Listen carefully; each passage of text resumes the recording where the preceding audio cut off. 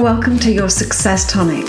If you're ready to explore what it would mean to step into your boldest, most exciting vision of success, then you're in the right place. Welcome to your Success Tonic. I am delighted to welcome Kevin Palmieri onto the podcast today to talk to you about what it takes to get to your next level. Kevin is the founder and co-host of Next Level University podcast. And early in his life, Kevin found success. But after a brush with near suicide, he realized he wasn't living a life that he truly wanted. And he became passionate about self-improvement as a result. And he decided to make it his purpose in life to impact as many people as possible by becoming a role model, podcaster, and speaker.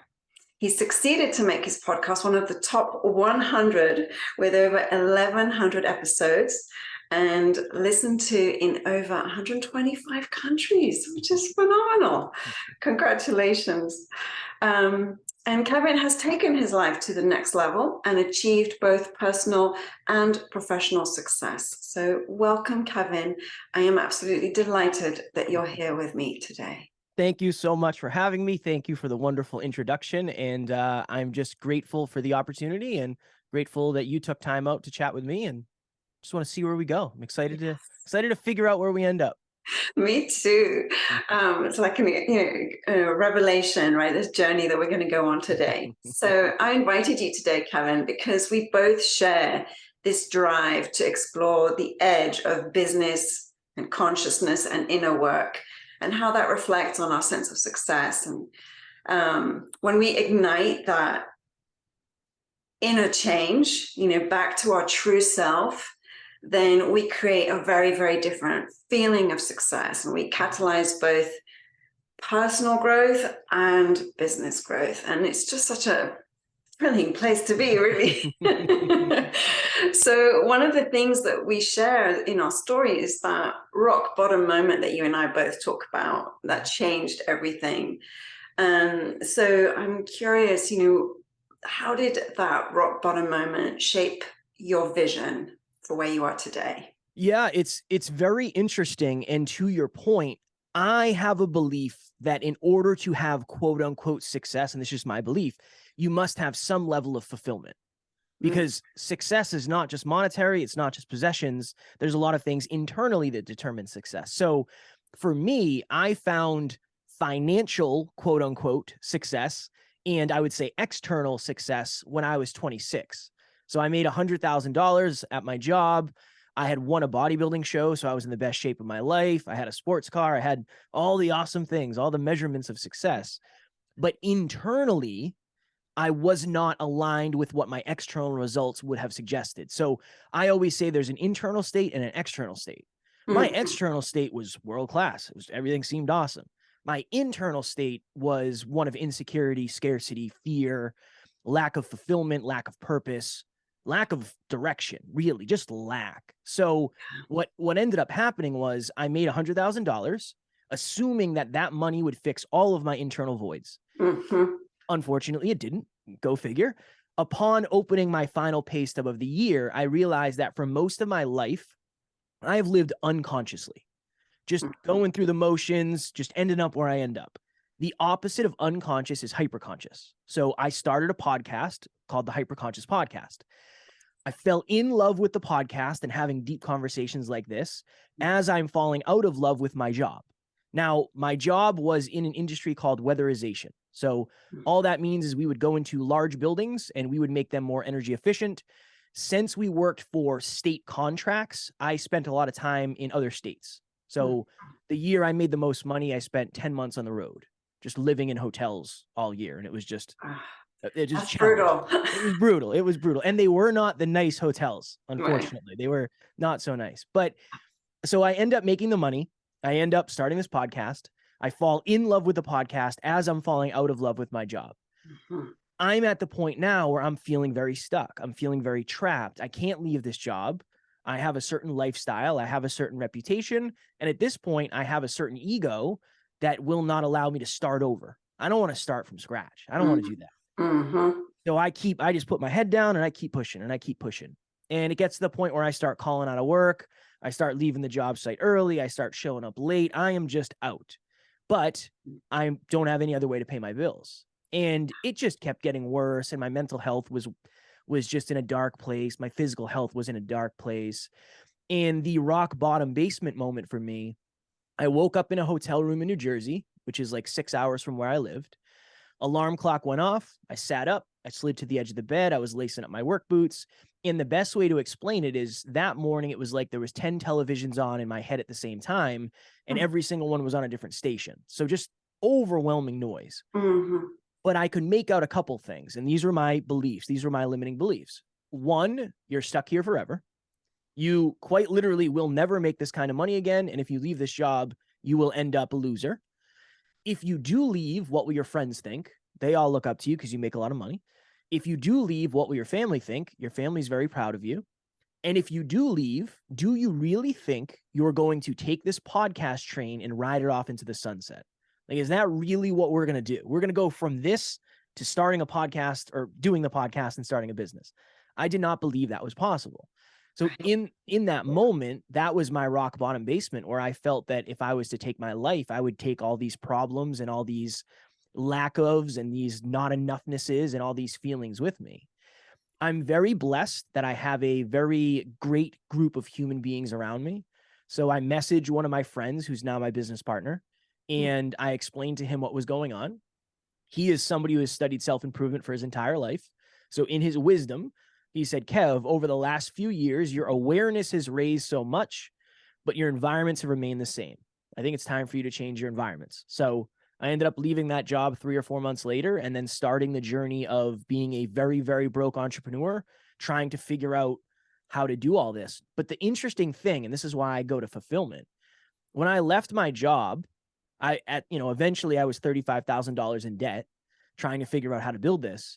But I was more fulfilled. Even though I didn't have any results, I was proud of what I was trying to create. I was proud of the journey. I was proud of the mission. And I just don't think that's a feeling that can be replicated through possessions or materials. Absolutely. Yes. I am with you on that 100%. I think that experience is also so transformative, right? When you have that experience of like, oh, this lights me up. It doesn't give me the results that everyone told me that I should be striving for, but wow, I feel this in my heart, and something is fully aligned when I do this, and then that's just such a powerful thing. Yeah, that's what it's all about. That's yeah. what it's all about.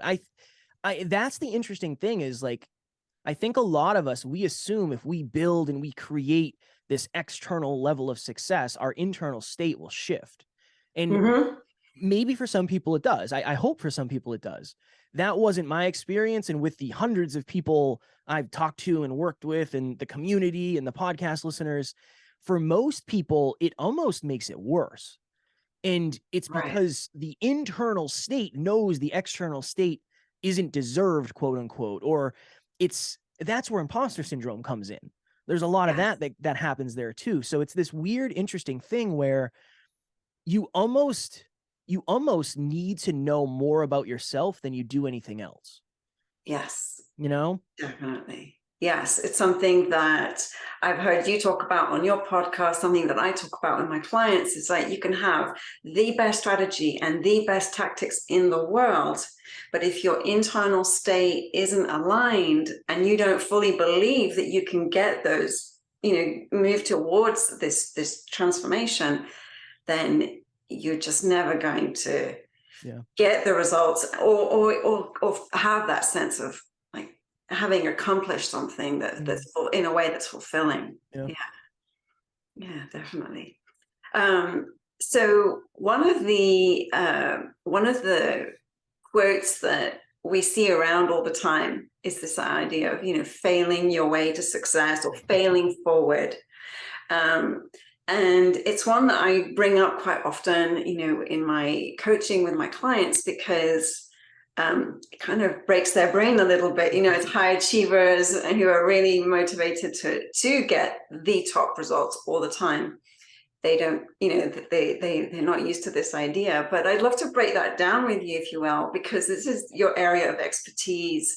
So I'm wondering what you would say to that, and in what ways does failure lead to success? And I love that. One of my favorite quotes, and I say this at speeches all the time, because I want to shift your paradigm. Yeah. The people who are more successful than you are also bigger failures than you are. Yes. You just don't focus on that. You just focus on the other side of things. So my frame for this, and this has shifted drastically over the last 5 or 6 years. I used to be one that I assumed that if I failed, it meant I was a bad person. If I failed, it meant I wasn't worthy. Yes. So I think one of the most important things to understand is many of us are attaching failures to our self-worth. AKA, if I fail, I am bad, I am incompetent, I am not good enough. When in reality, you're just focusing on the outcome. So this is kind of my thought process is, number one, there's lessons in the losses, but we tend to only focus on the result of the loss. Number two, there's so much that happens when you're taking part in something that, like the reps, it's very hard to replicate the amount of understanding you get when you are practicing the reps. So all I mean by that is this: a podcast episode, you might get off here and say, you know what, I really failed. I don't think I did that well. But ask yourself this question: when I prepped for the podcast episode, what did I learn? When I did the actual episode, how did I feel? When I reflect on what I did, what did I learn there? And then what can I use from this experience to make sure I perfect it next time? Yes. And in this weird way, it's almost like the only way to get to level 5 of the video game is either to beat level 4 on the first time or keep going until you beat it. Yeah. And then at least in level 4, you might learn something that you'll use in level 7. Oh, I remember in level 4, I had to jump over the lava. There's lava. Now I know what to do. I just think one of the problems when it comes to failure is we assume it's final, and we're only looking at this small, it's just like it's a small downturn. We're not looking at the upward trend. We're looking at this little small downturn. So sometimes you have to zoom out and understand, maybe you did quote unquote fail today. And by fail, I mean, maybe you didn't make the progress that you wanted. But number one, how is the overall progress trending? Number two, what can we use from today to continue the overall trending upward quicker, hopefully? Yes, absolutely. I think that this idea of, you can only fail so many times until you actually get to success. The key is showing up and doing it, and actually just sticking with it. But it's a terrifying thing. Of course. When you don't know, no one's there to guarantee your results. No one's saying, yeah, you're going to get to level 7. You have to know, I'm going to get to level 7. I'm just going to show up every day till I get there. Well, that's the resilience. That's the resilience piece of it. If you can work in consistency. So if you get to the point where you can say, I am a consistent human being who shows up consistently. Okay, cool. That's part one. If you can say, I am a consistent human being who shows up consistently, regardless of the short-term outcomes, you're on a path to success eventually. Yeah. That's the hard part, though, is, from day to day, progress is invisible. From year to year, progress is impossible to miss.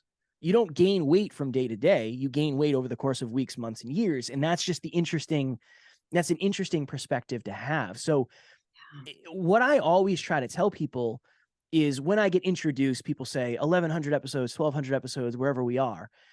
That's awesome. And that sounds like a success, but I have made a mistake in every single one of those episodes. You better believe I've made 1,200 at least mistakes. And that's the only reason I'm perceived as decent at what I do, is just because I know oftentimes what not to do. That's all. That's all it really is at the end of the day. Yes. I love that perspective. It's so empowering, right? Yeah. It's also, you're not beating yourself up for those mistakes, those perceived mistakes. You're just using that to, inform what you do next time. Yeah. So I'm wondering if you have any advice or a specific way that you approach staying focused on your next level when you're at your current level? Because we have so many ways of getting pulled off course. You know, the world is just like telling us, you need to do this next, you need to do that next, this is the better thing, you know, stop doing what you're doing, move on to this next thing instead. So yeah, how do you stay focused on that? It starts, and again, this is the way we do it, but it starts at the beginning of the year. We determine what is the number 1, number 2, and number 3 result we want to get. And then it's, okay, what are the daily habits that we must reverse engineer to do every day to get those? And then, like, what are the behaviors? So last year we said, okay, we believe going on podcasts is great because we're going to impact as many people as humanly possible. It might bring people to our show and they might check it out, and maybe somewhere in the path will make money. Cool. Kev, go do, I think I did 420 other shows last year. Wow. So, but it was under the frame of, I'm the podcast guy. I'm going to do a bunch of podcasts. That's the most valuable use of my time. Right. So other things are going to have to slide. So at the beginning of this year, we had the same conversation of, okay, what is the most important thing this year? Probably podcasts again. All right, cool. Let me set a goal and then let me reverse engineer. So if I want to do 520, I have to do 10 a week, which means we have to send 40 messages a week, which means we have to send like 2,200 messages or something. That's a lot of messages. That's part of it. What is the ultimate goal that you're looking to achieve this year? And then for me, I'm a very regimented human being. That just works really well for me, where I wake up and I consult my spreadsheet and it says, okay, did you do your 15 minutes of mobility? Yes or no? Yes. Ooh, cool. Check that off. Did you do your 30 minutes of exercise? Yes or no? Yes. Did you, review the podcast? Did you learn for 30 minutes? For me, I just create a habit on all the things that I'm supposed to be doing. And then I just track it every day, because getting that feedback is very important. And the other part of that is, if you can build in some accountability, everybody on our team can see what I'm doing every day. They have access to my calendar. They have access to my habit tracker. So they know exactly what I'm doing. That level of accountability is good for me, because as a leader, I want to lead by example. I don't want to lead by telling you what to do. You can look at my stuff and hopefully I'm doing the right thing. So I think that's part of it too, is I like to be regimented and I like to see it in the real world. These are the 15 things I'm going to do today. And I think you also get a little bit of a dopamine spike when you get to check those things off. It's like, yeah, I did that. Yeah, So definitely. that works really well for me to stay focused. And I think the other important thing is you have to be very, very careful with who you take advice from. There's a lot of shiny, sexy new waves that people are jumping on. You just got to ask yourself, is this what's best for the long-term me?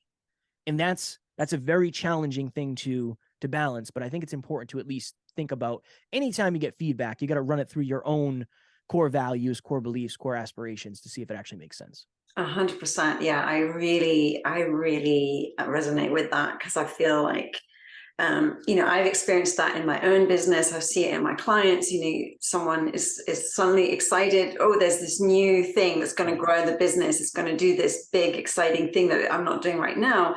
But when you really run it through those filters of your core values and where you're actually trying to get to, if you follow that advice, you're just going to get pulled off track. Right. You won't have that focus and that ability to just get the results from the thing that you've been setting up for the last year, right? You've been getting to this point, and now you're going to let yourself go off and do something else, and then you just, so then you never see that beautiful culmination of your effort of this daily work that you're putting in. And you potentially lose momentum. We had a lot of people when Clubhouse came out, and I don't have anything against Clubhouse, but when Clubhouse came out, a lot of our mentors like, hey, you got to be on Clubhouse. Yes, I heard it too. Yeah. And we were like, I'm not interested. I'm not doing it. Why not? It's the new platform. I understand. I believe the work that we're putting into the podcast is the most valuable use of my time. And that's just my belief. I mean, I have to believe that because I've been doing it every day for the last 6 years. Yes. So like, that's my right. That's my deep belief that we're building something different. I am already on a wave. The podcast wave is a big one. Clubhouse is great. Maybe that works better for you in your business. But while I'm out there having conversations in Clubhouse, who's building the podcast? Like, what's going on with that? So that was a perspective shift that we had, and we were stubborn in that, but I'm grateful we did it the way we did. Yeah, sometimes being stubborn serves you well. Yes. Agreed. Yes, it means standing firm in your values and standing firm in what you believe in, and also standing for what you've done before, for the work that you've put in up till this point. Yeah. So Kevin, if I were to ask you to fill in the blank on this sentence, what would you say? Success is, what is the answer to that for you today? I would say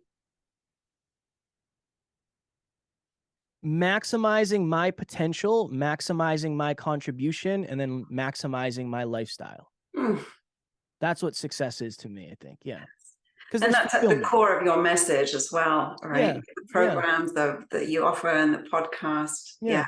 We both use a similar word. I think I read it somewhere. I don't know if it was on your site or on the podcast, but holistic. Yes. Right. Like holistic to me means life, love, health, and wealth.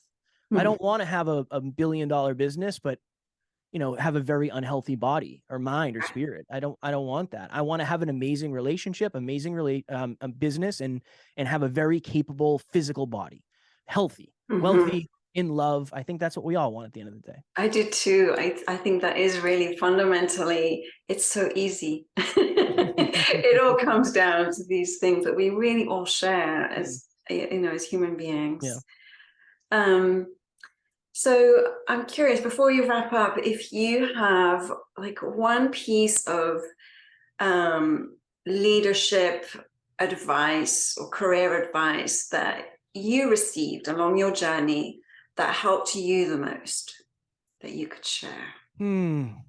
It's very interesting because I had a very unique career path where I didn't really do anything corporate until later. One of the best pieces of advice I ever got was work on yourself more than you work on anything else, and you'll get opportunities that you never expected. That is a very important thing for me because, I mean, it's interesting. People start reaching out to you when you get to a certain level of self-improvement. It's just like this weird thing where they're like, yeah, you definitely know some things, like, let's talk. And in the beginning, nobody was doing that. So it's this interesting thing of when you raise your own self-improvement set point, other people are able to see that. And if you're in a corporation and somebody can see, it's not just that you're really good at your job, you're a really capable human being. You're really capable and you're really well learned and you are very put together and you're on top of it and you're on time. You're going to get more opportunities than somebody who doesn't have those intrinsic capabilities. So work on yourself as much as you work on anything else. Honestly, more than you work on anything else, because at the end of the day, you're the only thing you take with you when you go to the next place. Absolutely. Yes. Yes. And I think one of the pieces that I think that we've kind of touched on in this conversation as well is the story that we tell ourselves, right? The story that we are leaning into every day when we show up. If that's an empowering story, if that's something that is exciting, that's your history, like the story that came before, can really illuminate like your points of power, and that you can really lean into those strengths as you move forward, and it shows you that you have this deep capacity for positive leadership, like you going out into the world and spreading this really strong message. So, when we look back and we think of failures or these rock bottom moments or these really dark times that we went through, or maybe like a career that we're not super excited about, that's definitely the case for a lot of people. The work we did wasn't really what we most wanted to do, but it's still, from the right perspective, it's a compass that leads you to how you can make your greatest contribution in the world. We're very good. Humans are very good at finding relevant negativity. Yes. But there's also a lot of relevant positivity in your past as well. It's almost like, if you think of it from like an athlete standpoint, athletes are really good, and some of them are really good at looking at, or at least not looking at the negativity, the relevant negativity of I struck out last time. They just get rid of that and they say, well, my batting average says I'm going to hit it 3 out of every 10 times. Maybe this is that, maybe this is the second out of those 10. I think that's a very interesting thing, because I usually say, look at the most recent and relevant proof. Oftentimes we're looking at the most negatively recent and relevant. Yes. So there has to be something out there for the positive relevance as well. Yes. I think it was in the documentary, but I definitely read that Michael Jordan said that, each time he would go up to shoot, it would be with the conviction that he would get it. And if he didn't, he still want the ball back to do it again, because he knew he would get it. And even if he didn't, he would, every time he would take a shot, he had the conviction he would get it. And it didn't matter how many he hadn't gotten before that moment. He knew that it was going to happen. That is so hard to have that conviction, right? Yeah. So you're right. That's a level of belief I don't think most of us will ever get to. And again, we can aspire, yes. but it's just, that thought process of, look, this might not be the one, the next one might not be the one, but if you stop, there never will be one. There can't ever be one if you stop. So at least that's a good mindset shift to have. Yeah, very, very powerful. Oh, well, what an amazing conversation, Kevin. Thank you so much for being here today and for your time and sharing your insights and expertise. Can you let listeners know where to find you online so they can find out more about you? Yeah, I always send people to the podcast. I think that's the best thing. I know a lot of people have like offers and stuff. I don't want your money. Next Level University is the name of the podcast. We do 7 episodes a week. We're there every single day to help you get a little bit better every day. We're on all the podcast platforms as well as YouTube. So I would say that's probably the best place. It has all our information, our emails and all that. And if you ever need anything, I'm happy to respond to anybody who reaches out. Oh, fantastic. And yes, I can vouch for the fact that this podcast is amazing and inspiring. So yes, I encourage people to do just that. Thank you. So thank you, Kevin. It was just a delight to speak to you today. And I wish you the very best in your endeavors. Thank you so much. I appreciate it. It was truly wonderful. Hey, have you taken the Success Archetype quiz yet? If not, head on over to storytonic.co to take the quiz and discover how to leverage your unique profile to step into your next vision of success.